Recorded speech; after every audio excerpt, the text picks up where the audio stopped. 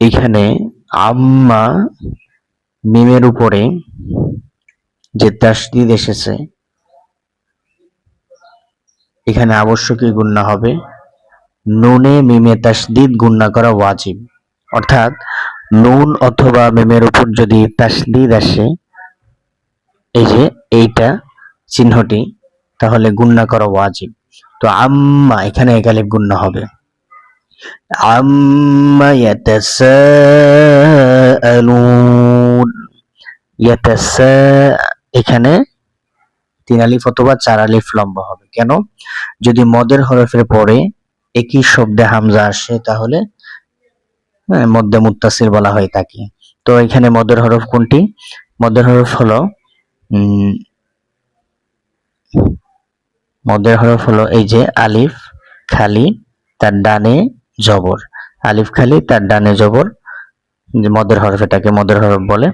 তো মদের হরফের পরে একই শব্দে হামজা আসছে, মদের হরফের পরে একই শব্দে যদি হামজা আসে তাহলে তাকে মদ্দে মুত্তাসিল বলা হয়। আর মদ্দে মুত্তাসিল হলে 3 আলিফ অথবা 4 আলিফ লম্বা করতে হবে। ইয়াতাসাআলুন আম্মা ইয়াতাসাআলুন, আলুন এখানে লম্বা হবে এক আলিফ। এই যে এখানে ইয়াতাসাআলুন, এখানে এক আলিফ লম্বা হবে, কারণ হলো এখানে মদের হরফ এসেছে। মদের হরফ হলো ওয়াও সাকিন, তার ডান দিকে যদি পেশ থাকে তাহলে তাকে মদের হরফ বলা হয়। এখানে ওয়াও সাকিন পেলাম আমরা এবং তার ডান হরফের উপরে পেশ দেওয়া আছে। তো এটা এখানে মদের হরফ হলো, মদের হরফ হলে এক আলিফ টেনে পড়তে হবে। ইয়াতাসাআলুন, তাহলে পুরোটা বাক্য এইভাবে পড়তে হবে। আম্মা ইয়াতাসাআলুন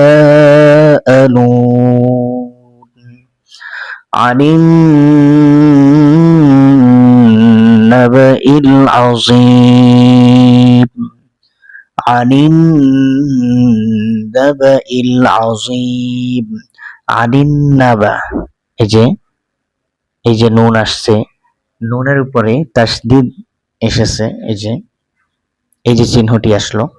নাবা নুন অথবা মিমের উপর যদি, এই যে আগে আসছিল মিমের উপরে, এখন নুনের উপরে আসছে, তো নুন অথবা মিমের উপর যদি তাসদিদ থাকে, এই চিহ্নটি থাকে, তাহলে গুণনা করা আবশ্যক, ওয়াজিব, গুণনা করতেই হবে।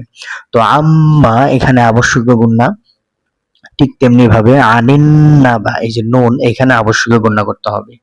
আম্মা এখানে যেভাবে গুণনা হয়েছে, আনিন এখানেও গুণনা করতে হবে। আনিন নাবাইল আযীম, এই যে আযীম এখানে এক আলিফ টানতে হবে, কারণ এখানে মদের হরফ এসেছে। মদের হরফ হলো যে ইয়া সাকিন, যদি ইয়া সাকিন থাকে, সাকিন, এই যে ইয়া সাকিন তার আগের হরফে জের আসছে, তো ইয়া সাকিন তার আগের হরফে যদি জের আসে তাহলে সেটাকে মদের হরফ বলে। মদের হরফ তিনটি, এই তিনটির মধ্য থেকে একটি মদের হরফ হলো যে ইয়া সাকিন তার পূর্বে জের, ইয়া সাকিন তার পূর্বে জের। আমরা এমনটি দেখতে পাচ্ছি যে এখানের মধ্যে এই যে ইয়া সাকিন এসেছে, এই যে ইয়া সাকিন এবং তার পূর্বের হরফে জের এসেছে। তো ইয়া সাকিন তার পূর্বের হরফে জের, সুতরাং মদের হরফ এসেছে, এজন্য এক আলিফ লম্বা করতে হবে। আনিন নাবাইল আযীম, আনিন নাবাইল আযীম الذي هم فيه مختلفون, الذي هم فيه مختلفون, এখানে আল্লাযী, এখানে এক আলিফ লম্বা করতে হবে, কারণ এখানে আবারও মদের হরফ এসেছে, কারণ এই যে ইয়া সাকিন তার পূর্বের হরফে জের, সুতরাং মদের হরফ, এজন্য এক আলিফ লম্বা করতে হবে। আল্লাযী হুম ফীহি, এখানে আবার মদের হরফ আসছে, ইয়া সাকিন তার পূর্বের হরফে জের। হুম ফিহি মুখতালিফুন কাল্লা সায়ালামুন কাল্লা সায়ালামুন। এখানে কাল্লা একাই লম্বা হবে, কারণ এখানে মদের হরফ এসেছে যে আলিফ সাকিন তার পূর্বের হরফে, আলিফ খালি তার পূর্বের হরফে জের আসছে, তো এটা মদের হরফ, এজন্য এখানে একালিফ টানতে হবে। সায়ালামুন এখানে একালিফ টানতে হবে, কারণ এখানে মদের হরফ এসেছে। মদের হরফটা কি? মদের হরফ হলো ওয়াও সাকিন তার পূর্বে পেশ, ওয়াও সাকিন তার পূর্বে পেশ। এই যে এখানে যেভাবে মদের হরফ এসেছে, এই যে এই তিনটা জায়গায় একই কারণে লম্বা হবে এবং একই মদের হরফ এসেছে। তো তিনটা জায়গা হলো এখানে যে ওয়াও সাকিন তার ডানে পেশ, এখানে ওয়াও সাকিন তার ডানে হরফে পেশ, এখানে ওয়াও সাকিন তার পূর্বে হরফে পেশ। তো এই তিনটি জায়গায় ওয়াও মদের হরফ এসেছে, এই জন্য এখানে টানতে হবে।